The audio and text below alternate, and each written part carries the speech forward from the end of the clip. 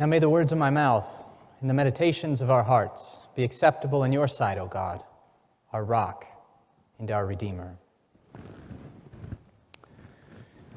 After enlightenment, the laundry. When we've had an experience with God, whether that be a dramatic Pentecostal moment with fiery tongues and rushing winds, or be that the softer, slower moments of growing up in faithful community. Regardless, what comes after? When one has said to God, "Here I am, send me," what does one say to God next? When we, on a beautiful June Sunday morning, have taken the polar plunge that is baptism at the First Baptist Church of Rochester, what then? When we gather outside the baptistry as witnesses, allowing the immersion of these three to remind us of our baptismal covenant, of our desire to follow Christ in the ways of Christ, what then? Jack Kornfield, the Buddhist author of a book titled with a paraphrase of the phrase that I began this sermon with, "After ecstasy, the laundry," adds to that dichotomy by pointing out that after the honeymoon comes the marriage, and after the election comes the hard work of governing. After baptism comes the life of faith. But what does that mean? That's a question that we've been looking into over the last several weeks with several of our youngest worshipers who were ready for and or curious about baptism. The question at hand for us was, if baptism is, among other things, an intentional and outward sign of the beginning of a faith journey, then what is needed to go about that journey? The trouble for us was that Christians have answered that question in so many ways.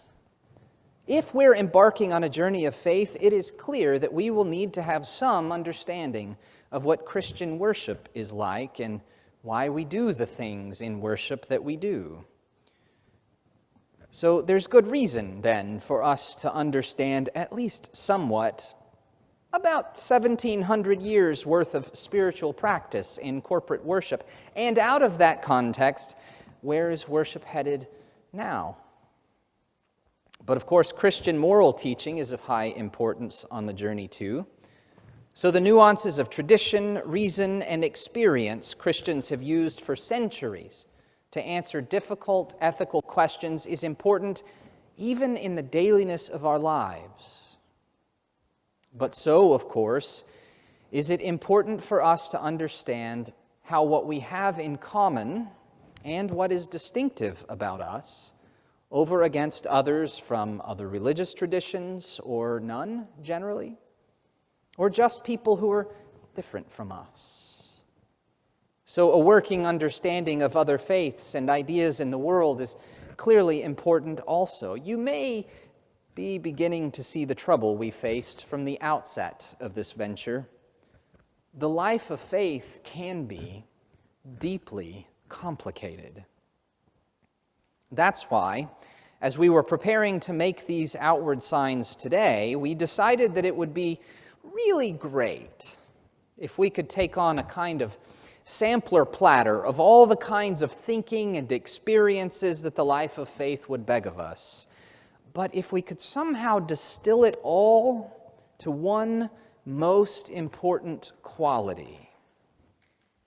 It was not our hope, mind you, to oversimplify faith, but to focus it so that after enlightenment, after a high experience with God, after baptism, we might have a beginning point for the unfolding of all the other myriad details.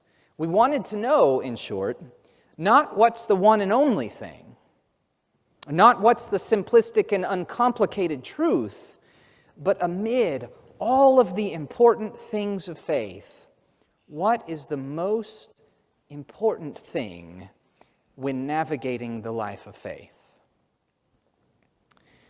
I recently got to see the most important piece of navigational equipment in the early days of global travel.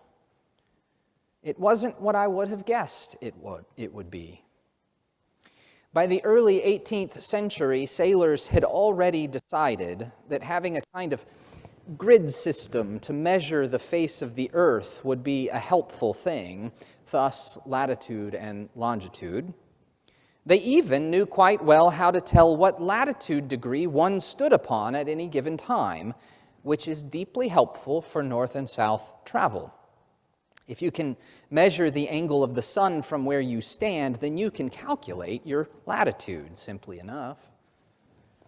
That enabled a great deal of land-based and short-range sea travel by comparing latitude landmarks the latitude to landmarks that set out longitude.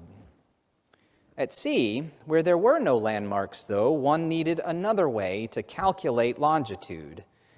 And that problem befuddled navigators for centuries.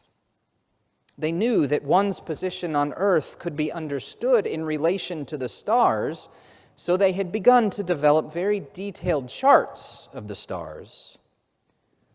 The longitude problem, though, was created because the Earth, as you may know, is spinning. So the relative position of any given point on the planet changes in relation to the stars in every moment. So there, in the Royal Observatory in Greenwich, London, England, I saw prints of the early star charts they used, and the telescopes they used to map the stars, and the instruments they used to precisely calculate their angles. And I stood in a room full of versions of the most important navigational tool of them all. The ones that had levers and springs and things whirring and clicking. The one that made the charts make sense and interpreted the angles in context.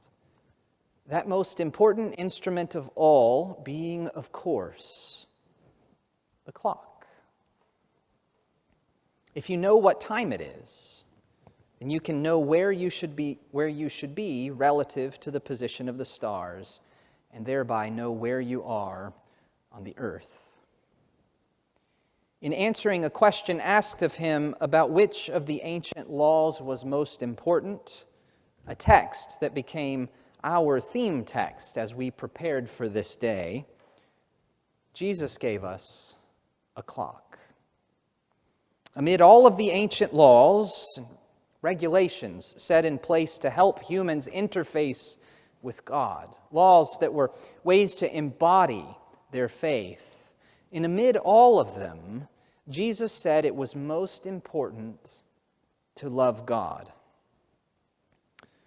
But like a rogue witness on the stand, he just wouldn't leave it at that. There's more. A second commandment without which the first doesn't even make sense. Love others. He offered no other commentary in the moment. Yes, faith can be complicated. But if you're looking for the most important part, do you want to say it with me? Love God. Love others. The clock of navigating faith. Yes, other things are of great importance too. Without a good way to look at the stars, you're going to have a hard time going anywhere. And without detailed charts, you'll get lost. And without a system to measure their relative angles, you may as well stay home. But all of those things, as important as they are, have no meaning whatsoever until they are interpreted by the time of day, by a clock. After baptism, what then? Well, there are a lot of answers to that question. But if you're making an earnest effort to love God and to love people,